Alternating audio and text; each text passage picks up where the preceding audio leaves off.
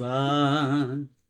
Alguma coisa sempre acontece no lugar aonde Jesus está. Os surdos podem sair ouvindo falar. Olá, graça e paz. Antes de tudo, vamos orar. Amém? Vamos orar então neste momento. Vamos lá. Pai das luzes, Criador de toda boa dádiva e de todo dom perfeito. Entramos em tua presença, Senhor, com orações gratos e também com corações agradecidos, pois sabemos que tu és o mesmo ontem, hoje e eternamente. Pai querido, como é bom sentir a tua presença, pois sabemos que tu não és o homem para que mintas, nem o filho do homem para que te arrependas. Senhor, ao iniciarmos a síntese, a live desta lição 4, a confirmação de uma promessa, pedimos que o teu Espírito Santo ilumine a minha mente, ilumine a nossa mente, que não seja apenas um estudo intelectual, mas uma experiência de fé. Ajuda-nos a entender que o tempo de espera não é tempo perdido, mas tempo de preparo. Que a tua palavra se torne viva em nós hoje e sempre, em nome de Jesus. Amém e amém. Glória a Deus. A paz do Senhor a todos os meus queridos irmãos em Cristo. Um forte abraço aos meus amigos de caminhada e um cumprimento especial a todos os seguidores que me acompanham desde sempre. É uma alegria imensa estarmos juntos para refletir sobre a fidelidade de Deus.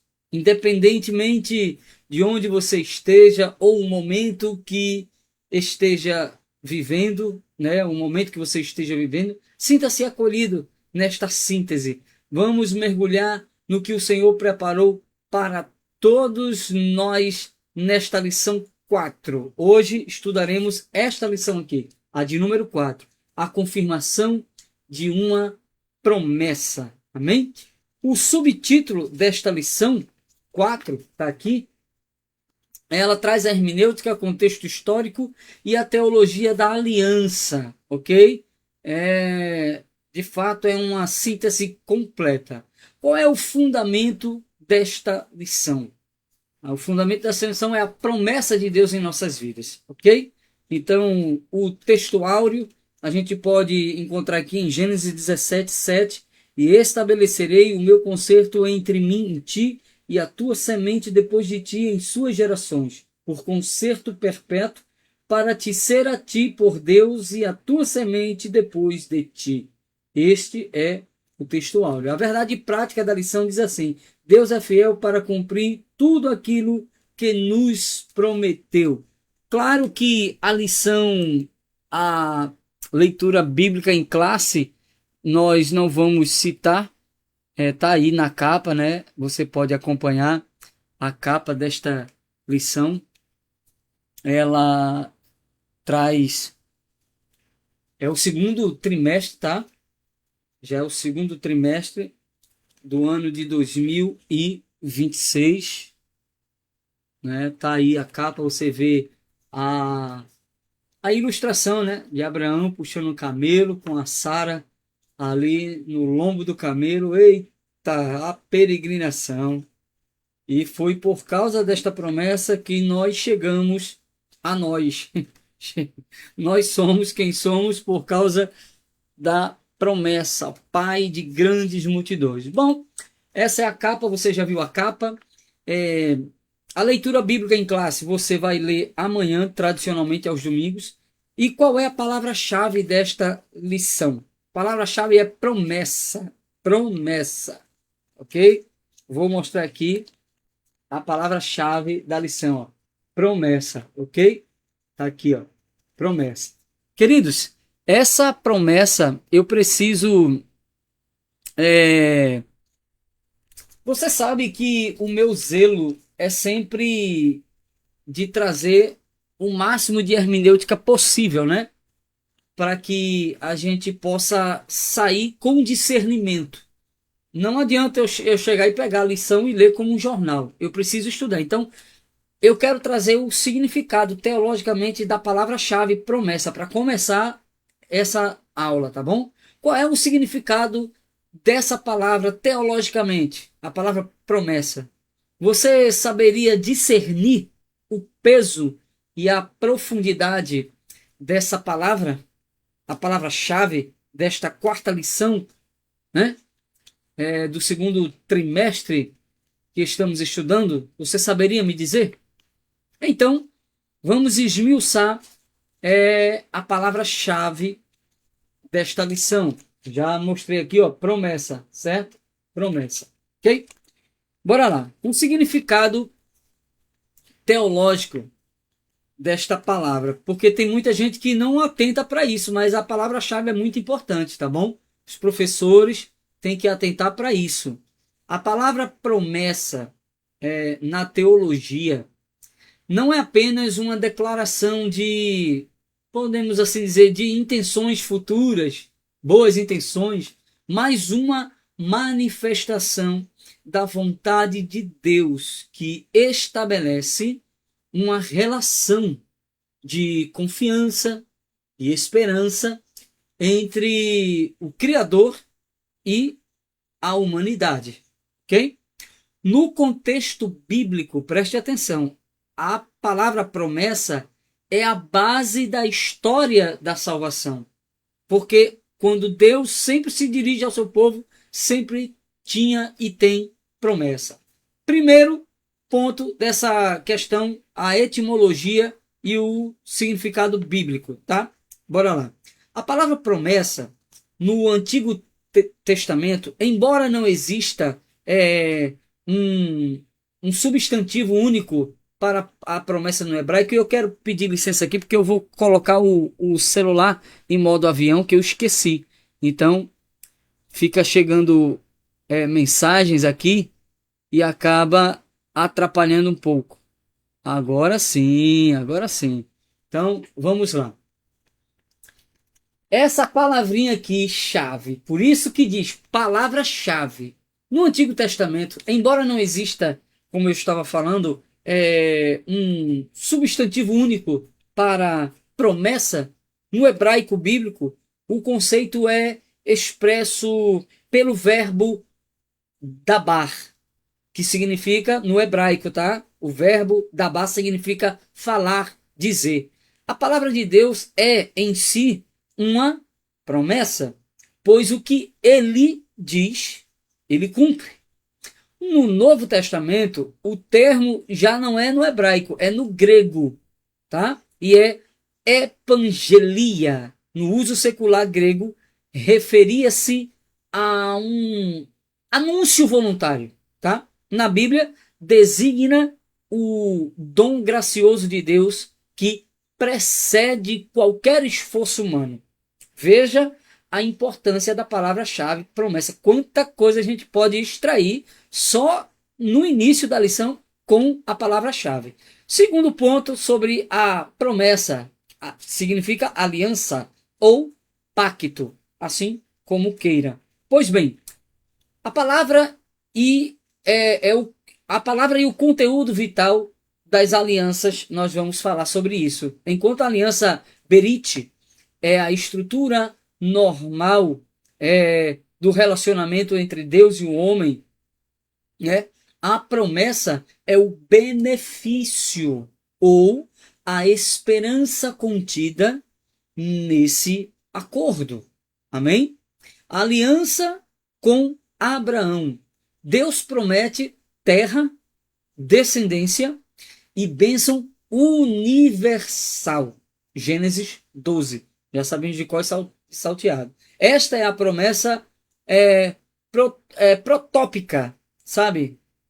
Para Israel. Aliança com Davi, a promessa de um reino eterno e um descendente que reinaria para sempre. Veja quanta coisa, gente, eu estou passando para vós outros somente com a palavra-chave. Terceira característica da palavra-chave, promessa divina. Bom, quando olhamos para essa palavra, para a teologia cristã, a promessa possui atributos específicos, tá? Repito, essa palavra promessa possui atributos específicos. Primeiro, a iniciativa divina.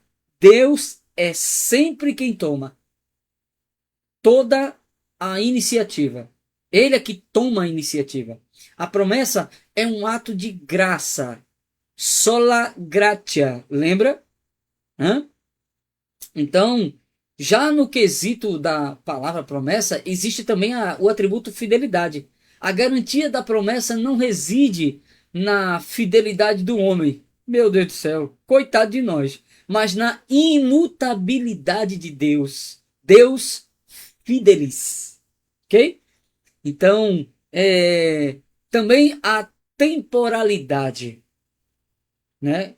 Outro atributo. A promessa cria uma tensão entre o já e o ainda não.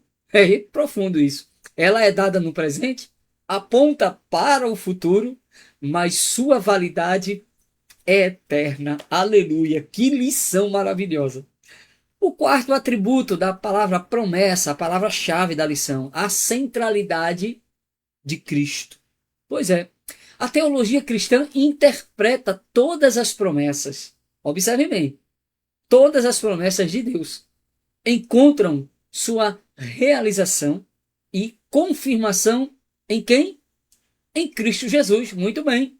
Como afirma o apóstolo Paulo, pois tantas quantas forem as promessas de Deus, todas têm em Cristo o sim.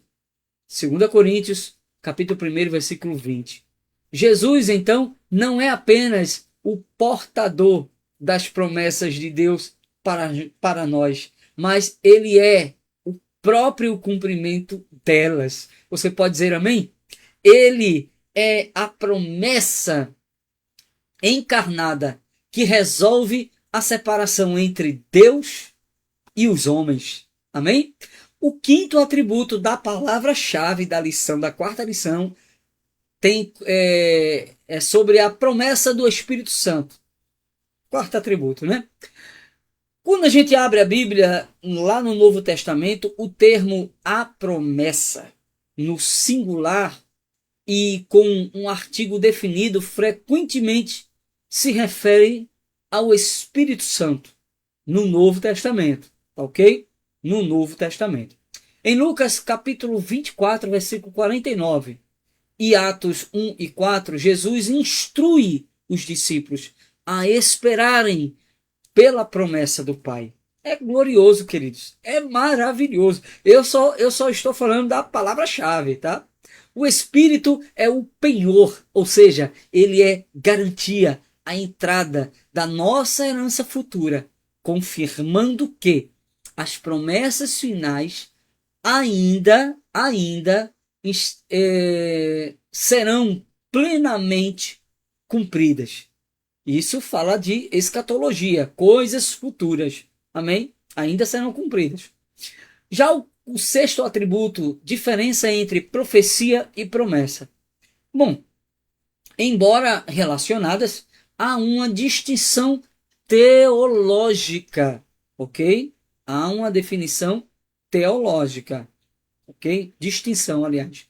Profecia pode incluir, por exemplo, avisos, julgamentos e descrições de eventos futuros que podem ser condicionais à resposta humana. A exemplo, temos aquele fato de Nínive, né? Jonas e Nínive. Estava condicionado. Já a promessa, ela foca no compromisso incondicional, não é condicional, é incondicional de Deus em abençoar e salvar o seu povo, baseando-se estritamente na sua fidelidade. Por isso que não é correto dizer Deus é fiel a mim. Não, Deus é fiel à sua palavra. Amém? Deus é fiel à sua palavra. Então, A conclusão do significado da palavra-chave desta quarta lição, a palavra promessa, teologicamente, a promessa é a âncora da alma. Amém?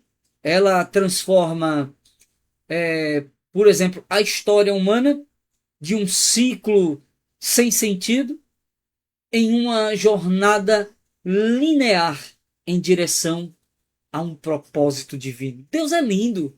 Deus é lindo, ele sabe trabalhar. Viver sob, debaixo, a promessa significa viver pela fé, confiando que o Deus que falou no passado, lá no passado, é poderoso para realizar no hoje e também no futuro. Aleluia, glória a Deus, aleluia. Agora sim, podemos seguir com a lição 4, a confirmação de uma promessa, depois de esmiuçarmos a palavra-chave que traz como título promessa, ok? Então, já vimos.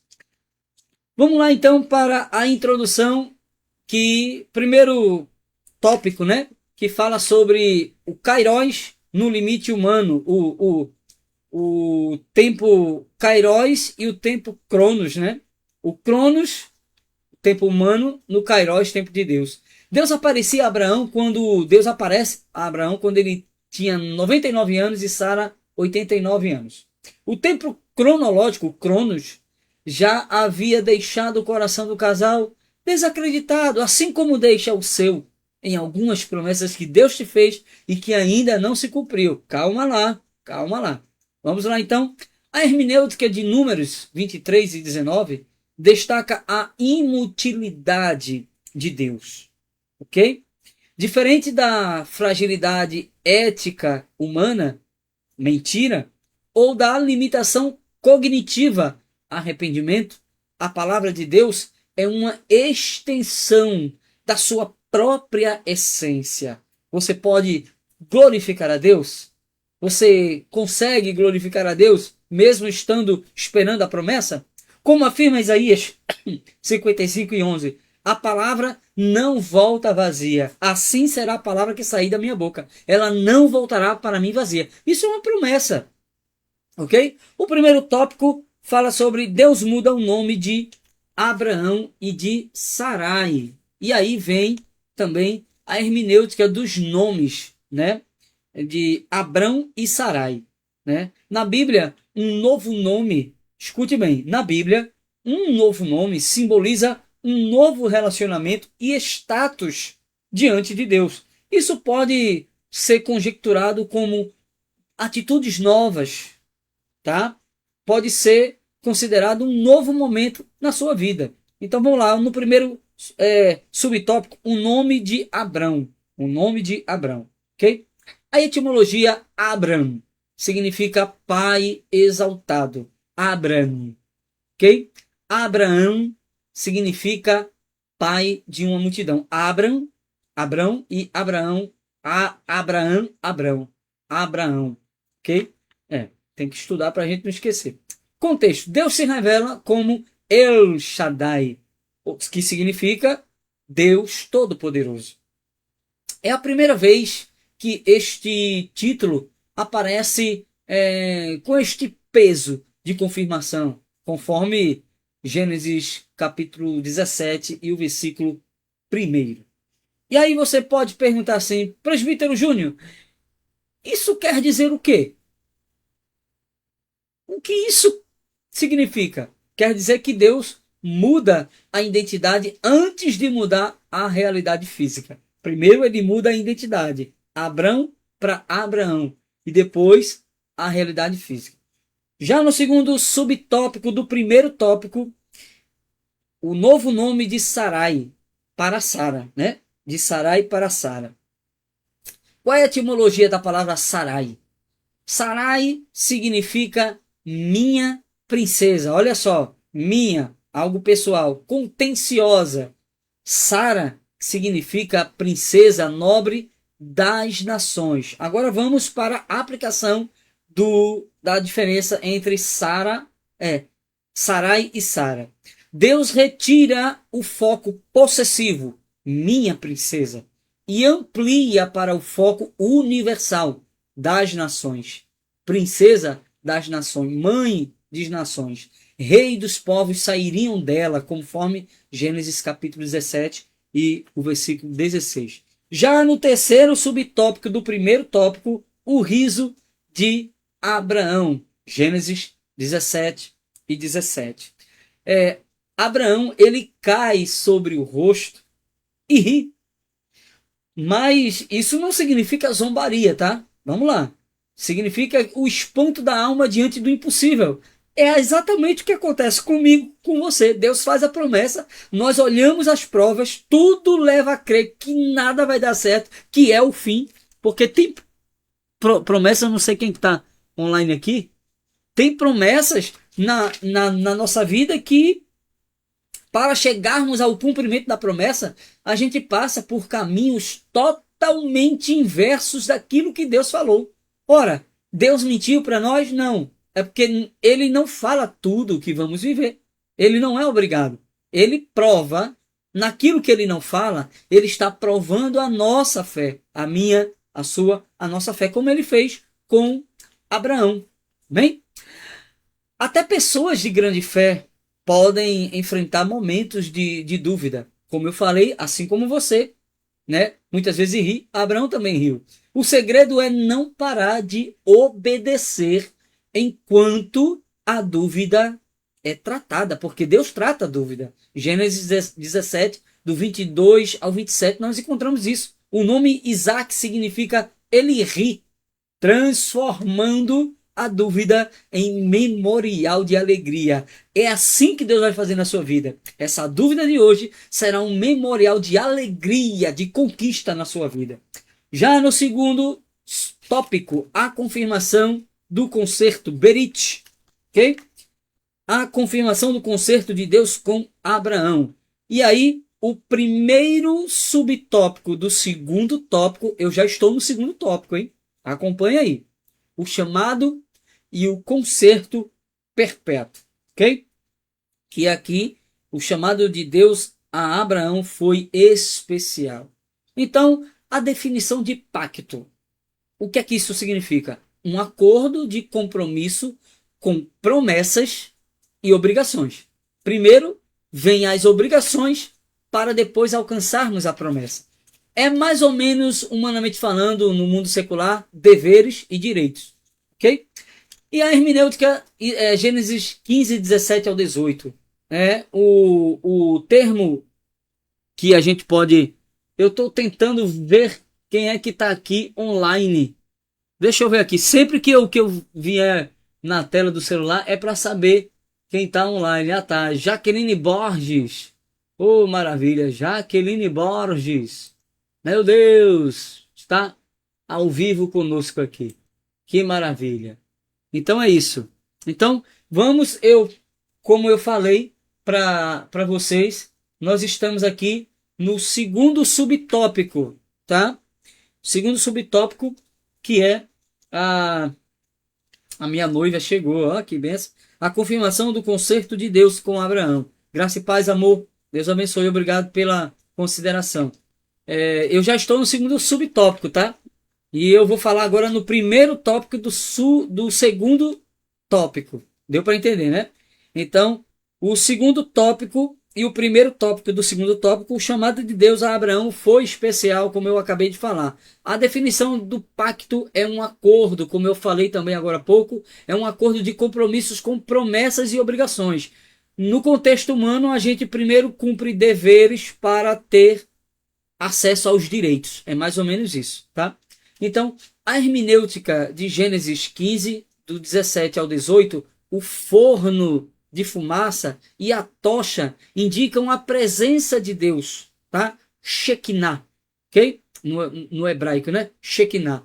Deus assume a responsabilidade do pacto sozinho. Então, isso é um concerto incondicional.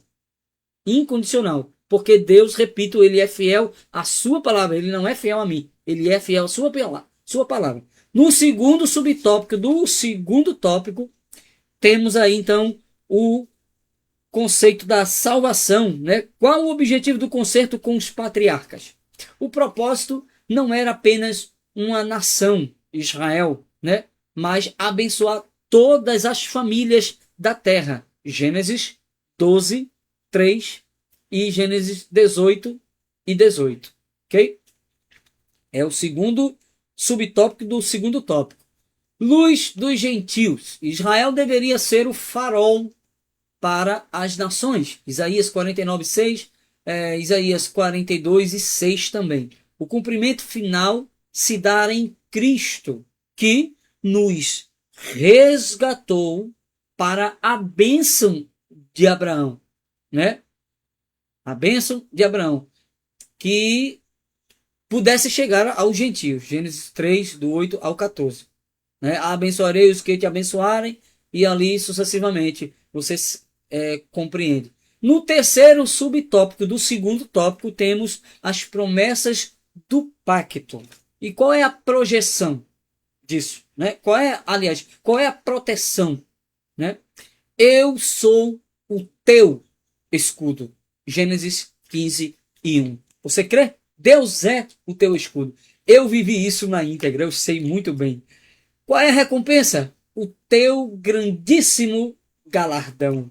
Além de ser escudo, ele é o nosso grandíssimo galardão. E aí vem a descendência, né? A inumerável, como as estrelas. 15 e 5 de Gênesis. A herança, a terra de Canaã, em perpétua concessão. Que coisa linda, né? Já no terceiro tópico, já estamos chegando no final dessa síntese. Temos aí o pacto perpétuo da circuncisão. Eita, vamos lá então para o primeiro subtópico do terceiro tópico. Já estamos caminhando para o encerramento. O primeiro subtópico do terceiro tópico é o sinal visível. Gênesis 17 e 10. Que é todo macho será circuncidado. A circuncisão era o selo, muita gente não sabe, mas era o selo da justiça da fé. Romanos 4 e 11. É um lembrete constante de que o povo pertencia a Deus. Por isso que tinha que haver a circuncisão. Lembra quando Davi olha para Golias? Quem é esse incircunciso? Não tinha pacto com Deus. Qual é o contexto histórico disso? Diferente dos egípcios, que faziam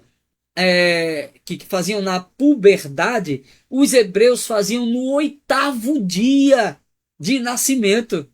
Você já pensou? Marcando a criança desde a infância como consagrada em um mundo pagão. Aleluia, glória a Deus, aleluia, glória a Deus. Vamos então para o segundo subtópico do terceiro tópico. Quando deveria ser feita a circuncisão? Isso fala-se da inutilidade do ritual sem a fé, né? Então, quando a gente abre a Bíblia, por exemplo, lá em Jeremias, capítulo 9, versículo 25 ao 26, Deus visita o circuncidado que tem um coração incircunciso. Dá para entender isso? O sinal externo sem obediência é transgressão. Entendeu? Torna-se incoerente. Por isso que é maravilhoso estudarmos a Bíblia, a lição, para entendermos. Deuteronômio 36, por exemplo, 36, fala da promessa de Deus, né, que circundaria, né, o coração para que o amemos, né, de toda a alma. Jeremias 30 e o versículo 6, tá? Não é Jeremias 36, não. Terceiro subtópico do terceiro tópico. Eita, estamos concluindo. A circuncisão do coração. Vamos lá. Romanos 2, do 28 ao 29, né? O verdadeiro judeu é o que é no interior. Hoje, no selo, não é como antigamente, na carne, tá? Porque os tempos já passaram, os tempos são outros, ok? Qual é a conclusão disso tudo? Perseverança e cumprimento. Amém? A história, essa lição tá maravilhosa. A história de Abraão, ela prova, que lição, viu? Que lição. Ela prova que para Deus nada é impossível. Lembra? Lucas 1:37. As promessas exigem fé perseverante. Fala de resiliência, mesmo quando o corpo e a mente estão castigados pelo tempo da espera. Você precisa ser resiliente, senão você não suporta. Amém? Essa é a verdade. O que a lição está nos ensinando é isso. Você precisa ser resiliente para suportar o tempo da espera. Deus muda nosso status e renova nossas promessas mediante a nossa perseverança. A fé de Abraão é o nosso modelo de justificação, né? Gálatas 3:9. Devemos honrar a nossa aliança em Cristo para desfrutarmos das promessas, tá? Então, o que a gente pode revisar, né? No contexto aqui, na lição tem perguntas e respostas, né? Isso aqui é a lição de professor. Bom, por que os nomes mudaram? Você pode estar perguntando, mas por que, irmão Júnior? Sarai, Sara, Abrão, Abraão. Para refletir um novo destino e o plano de multidões de Deus. Mas tá, irmão, tá, presbítero Júnior, o que isso significa? Por exemplo, a palavra El Shaddai. Significa Deus Todo-Poderoso, aquele que sustenta a promessa. E qual o objetivo final da aliança, dessa promessa de Deus? A salvação de toda a humanidade, através da semente de Cristo. Você pode dizer amém? Vale um glória a Deus? Vale um aleluia? Hein?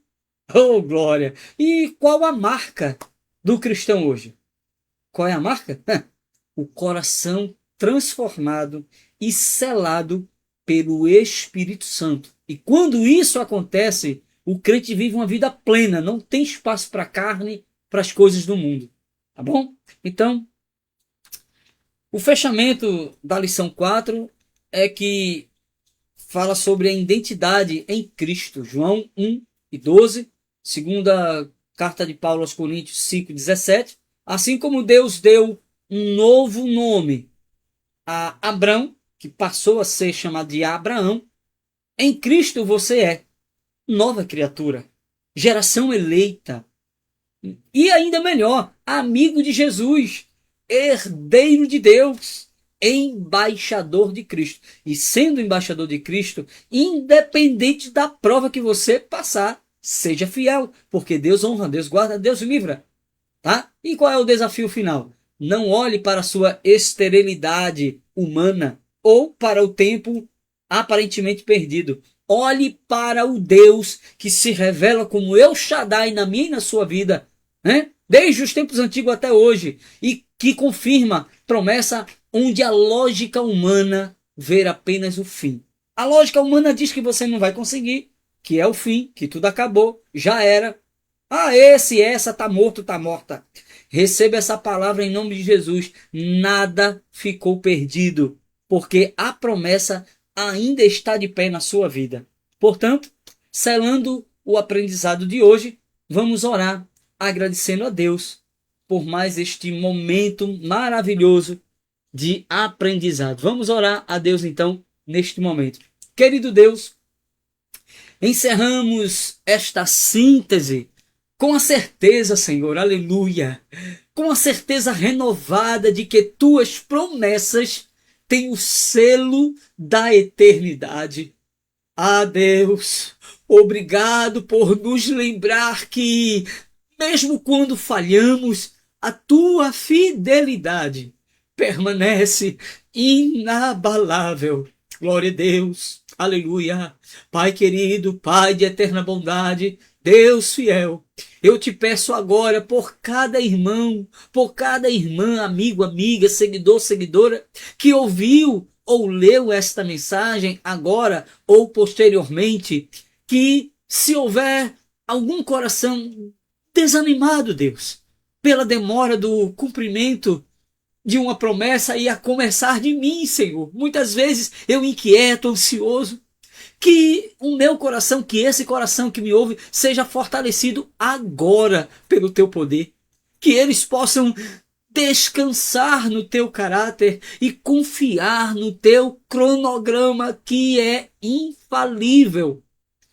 Que a paz que excede todo entendimento guarde os nossos corações e mentes em Cristo Jesus, hoje e sempre.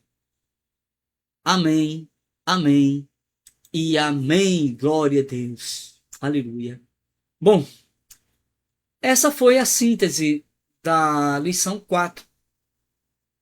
Se Jesus não arrebatar a sua igreja hoje, acredito que Deus poderá autorizar uma nova oportunidade, mais 24 horas, sobre 24 horas, e numa próxima oportunidade, semana que vem, eu voltarei aqui com mais uma síntese da lição 4, onde Deus estará falando conosco. Aliás, se assim Deus permitir, voltaremos a comentar sobre o juízo contra Sodoma e Gomorra. Será a lição 5.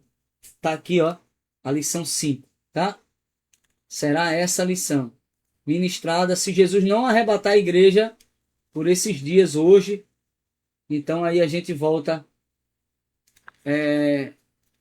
comentando essa lição. Então, queridos, maravilha, né? Lições bíblicas CPAD, adultos, segundo trimestre de 2026, homens dos quais o mundo não era digno. O legado de Abraão, Isaque e Jacó. Que lição maravilhosa. Amém? Bom, fico aqui na esperança que Deus possa renovar a promessa que Ele fez para você e que você não desanime. Não desanime. Não importa se Deus vai te provar como provou a Daniel, você parafraseando numa fornalha, né? Não importa se Deus vai permitir que você seja provado na cova de leões como Daniel, na fornalha, né, de fogo ardente como Sadraque, Mesaque e Abedênego. Não importa, né, se Deus vai permitir você passar pelo que Jó passou, perder tudo de uma só vez. Não importa se você vai ser provado como José foi provado, com a vergonha social de ser acusado de um crime hediondo que não havia cometido, que ele jamais cometeria. Não importa a maneira como Deus permita que você, meu irmão, minha irmã, seja provado. O que mais importa é que durante a provação você permaneça fiel, porque a sua fidelidade, a sua perseverança, a sua resiliência, que é a capacidade de sofrer grandes impactos e não se deformar, não mentir, não negar a fé, não desistir da caminhada, isso é o que mais importa durante a espera do cumprimento da promessa. Porque durante a espera, por mais que seja árdua a situação, a provação, o deserto, a estrada, o trilho, a caminhada, o que mais importa é você ser resiliente, não desistir. Pode dar sangue na canela, mas você precisa acreditar que durante esse processo de espera tem livramento, tem renovo, hein? Tem esperança renovada, tem promessas novas, tem reforço das promessas já feitas. Hã? É isso aí.